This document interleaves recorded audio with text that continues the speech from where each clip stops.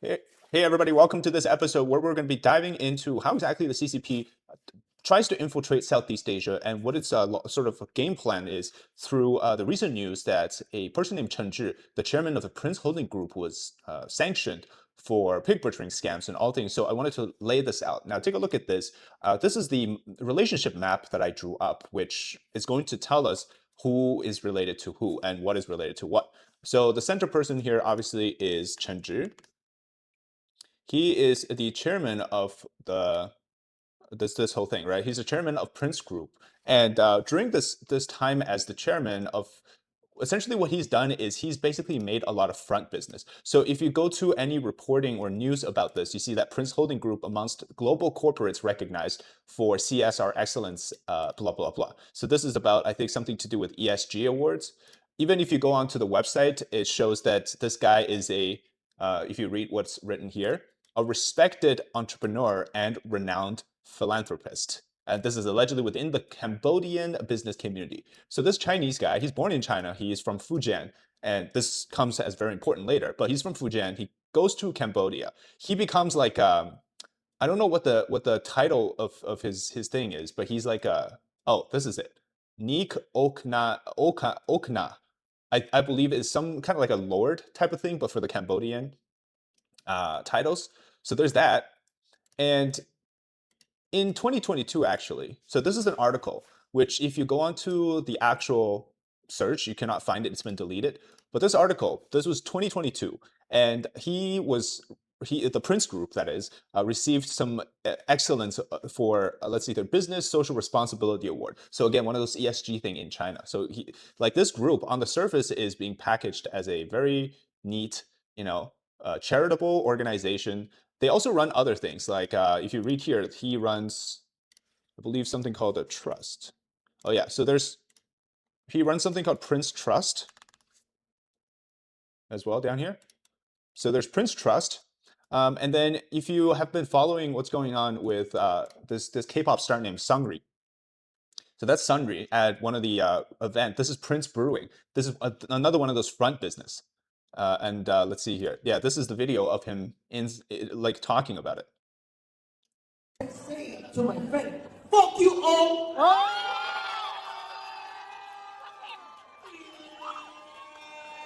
And I said, shut up and try to come here and see what happened in Cambodia. This the greatest country in Asia. So yeah, a former K-pop star of Big Bang is now doing this. So let's look at our relationship map, right? So take a look down here. So the DOJ, let's see here. The DOJ investigation is into Prince Group. Prince Group's been sanctioned. They seized assets worth $15 billion. Most of it is in crypto assets, 12.7 billion, I believe. And then they were also involved in pig butchering scams, which essentially are like, let's say you got a pension, right, of I don't know, $100,000 or $1 million, let's say, and then these people they would take a month-long sort of period to cultivate you into the pig, which essentially allows you to end up giving up all of the money to them. So it's a pig butchering scam. And then Sunri, who is now shilling for this company, a lot of what they do is through something called a Huiyang Pay or Huiyong Pay. In Chinese, it's called Huiwang. And the idea is that because most of the asset is in cryptocurrency, this Huiyang Pay essentially is like their transaction or their middleman into. And by the way, Prince Group isn't the only scam network doing this. There's a lot in Cambodia, in Myanmar, in Southeast Asia. There's a lot, but they all seem to go through this place called Huiyang Pay, and because they allow for crypto payments and those kind of things. So that is, the Huiyang Pay is now under a financial crime investigation by financial crime enforcement network, or yeah, crime enforcement network in the United States. So they're under a double investigation tying it back to this guy named Chen Zhi. Now, that's not the only thing that Chen Zhi's Prince Group does, because one of the core operations that's running out of this Prince Group thing, I don't know what's wrong with my mouse, it won't go up, is by the Ministry of State Security. So it's up here. Now, what the Ministry of State Security really does is, oh my gosh, I have to find the scrolling. The Ministry of State Security essentially handles any issues outside of China, right? So they do things like spying, intelligence gathering, kidnapping, right? They try to bring people back to China. So this is issuing, or I guess you would say Chen Zhi directly reports to the Ministry of State Security to do any of its business trying to, say, enact transnational repression, bring back dissidents from outside of China. And what they did was actually revealed by a former spy named Eric. So Eric has been or was a spy for the Ministry of State Security, and he now has become a whistleblower. And I can show you a video he's done here. So this is a video he's done showing you that there's Prince Real Estate there. This is from Eric's channel, by the way. And in fact, if you know anything about this documentary, which is by Australian Broadcasting Corporations, they released like a documentary where Eric was the main person in it talking about the Prince Group, right? So Prince Group, they apparently, according to Eric, actually treats their employees pretty well. I guess the ones who are not running the scams, at least, because they need to keep up this front, right? That it's a legal business, that is a charity based, perhaps even very much about the proper ways to do things, right? So you got the brewing company, you have the real estate company. Who knows what else they've got? But they do like these New Year galas. I think he also talked about. These are just some of the messages he's showing you here of him working in there. So what Eric did was the Ministry of State Security sent in Eric, who reports to them, and their goal was to, through Prince Group, kidnap this man named Rebel Pepper. So Rebel Pepper is a U.S.-based cartoonist, and he does a lot of the I guess you would say anti-CCP stuff, right? So what one of Eric's mission in Cambodia was to essentially create this idea that Prince is a legit company. It's legal. It's trying to hire people for some artistic work, and so what happened was Rebel Pepper was commissioned to design some stuff. They actually used it in the photo ops that they did for this, and then they sent it to Rebel Pepper, and then so they tried to lure him to Cambodia so that they could kidnap him. Fortunately, though, that didn't go through because I guess something went wrong there. But that was one of the things that Prince Group does. Now, another thing. Now, Ministry of State Security. Going back to this, you guys might be familiar with the case with Alice Guo, right? The lady from Philippines. She was the mayor of Bamban, and she was found to essentially be faking her identity as a Filipino-born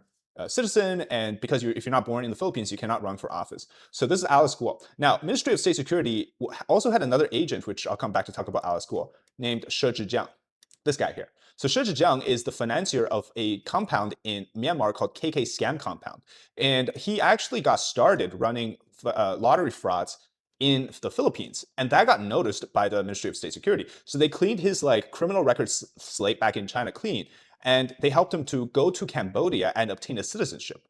So he, let me show you the photos here. This is done. This is him, literally one of the key person to, deal with Myanmar-China relationship. This is the scam compound that he financed, and then like this is him meeting with a general in Myanmar, but he was also in Cambodia. He has a Cambodian citizenship. So She Zhijiang, sorry. Now She Zhijiang, funny enough, Alice Guo tried to get She Zhijiang to help finance her candidacy for the mayor race. And then Alice Guo is also tied to the largest money laundering case in Singapore, which was back in 2023. And I can't remember the exact name, but one of the persons in here is like known to be associated with what Alice Guo was doing in her scam compound back in Bamban.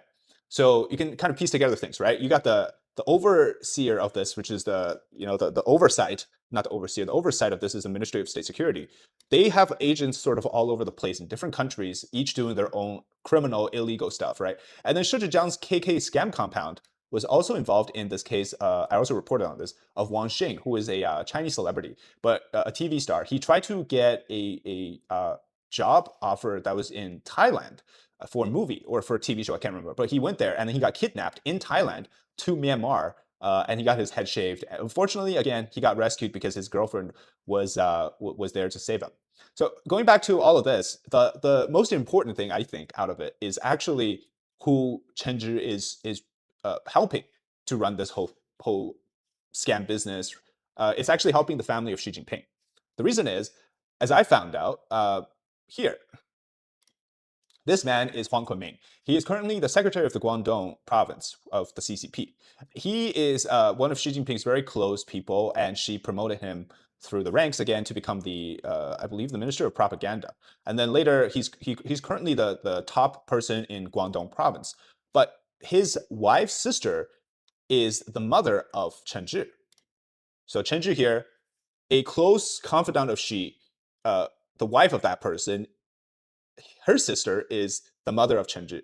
So you could kind of see like the relationship here. Now, there's no clear reasons as to why Chen Zhi is doing this, probably because the close vicinity to Xi Jinping's family. But there's a wide belief that it is the sister of Xi Jinping, who this lady right here, is the one that's actually her wealth is being managed by Chen Zhi. So Chen Zhi is managing the wealth at of some part, at least in Xi's family. So there's that connection. But there's also rumors of it being part of that Fujian clique, right? Because Chen Zhi is from Fujian. Xi Jinping spent a lot of time in Fujian. He cultivated his local sort of connections there, and so there's that. Something else I thought was very interesting is if you look at the Wall Street Journal's report on this, so Chinese criminals made more than $1 billion from those annoying texts. Now, if you're in the US, you probably have received really random texts, some pretending to be beautiful girls, some pretending to be, I don't know, like some person in need, right? Or sometimes they just send you random stuff like, hey, how's it going? Pretending to be like your friend who you lost their phone number. It turns out that they've made a lot of money from this. So Prince Group is not the only one doing these kind of fraud, like telefraud, email fraud, phishing emails, or pig butchering scams. They're not new. It's in fact, this is like one out of 1,000 doing it, right? In Burma, in Myanmar, in Thailand, in Cambodia, there's all these scam compounds that literally people are kidnapped there, which actually makes why this whole case with Shi Zhejiang so interesting, because there's actually a lot of foreign nationals, like from Korea, from Japan, from China, who are being kidnapped to go to a scam compound that he financed, and they're being mistreated, and a lot of times just like they can ever like never go back. Especially the Chinese ones, because recently Korea actually sent in people to rescue some of these Korean nationals. So Chen Zhi's influence in Cambodia also comes from another route, or I guess you would say the most important route for the CCP as a whole. Here's him meeting the former Prime Minister Hun Sen. You can see how much of a political reach he has, right? Like a business guy gets to meet the Prime Minister of Cambodia. As it turns out, if you look at the most important, if I can scroll up, that is. Okay, right here. So the Belt and Road Initiative, or the One Belt, One Road. Essentially, what's been happening is every country in Southeast Asia that has received One Belt, One Road investments from China, from especially the Xi Jinping era, has been also associated with some level of these crimes, criminal organizations. Because one of the interesting factors about the Belt and Road is that even though it's an infrastructure investment project, or it's a financial economic investment, what it comes with, which usually doesn't say in that contract that they receive, is a political power overreach. And by doing so, they need to have a corresponding company or body that's inside that country to receive the connection, right? So in the case of Cambodia, what they've done is they've been able to reach the top of the Cambodian power, political power, as clearly this influence operation, but also the overreach of the CCP's power into Southeast Asia, Cambodia being a huge one, Thailand, Philippines before, a few years ago, Burma as well. So those people, and then also like you realize this is not really the end of the story. So this is a recent article actually came out just a few hours ago. Two Singaporean executives of Prince Group in Taiwan are wanted for money laundering and other crimes. So looking back at the whole picture of this thing, let me just zoom out. Okay, this whole thing, like this entire thing, it's all connected. It's one big giant pot of trouble. And so whether you're in Southeast Asia in one country or another, like if we really had the clear bird's eye view or the oversight of everything, you would probably start to piece together all of the links, right? You have the CCP's control through the Ministry of State Security, you have the financial side through the Belt and Road Initiative, you have the person that's responding, sort of serving as that central hub to reach out into part of the region, and then you have other like Alice Guo, you have Shi Zhejiang, who are kind of the regional branch, so to speak, right? And a lot of this hasn't been, very, very back in the days kind of revelation. This is pretty recent. A lot of it thanks to Eric, who is the agent that or whistleblower now. So there's that. What else did I miss? Yeah, so this was just an article talking about that. Oh yeah, so a little bit more on the Huiyang Group to finish off the episode.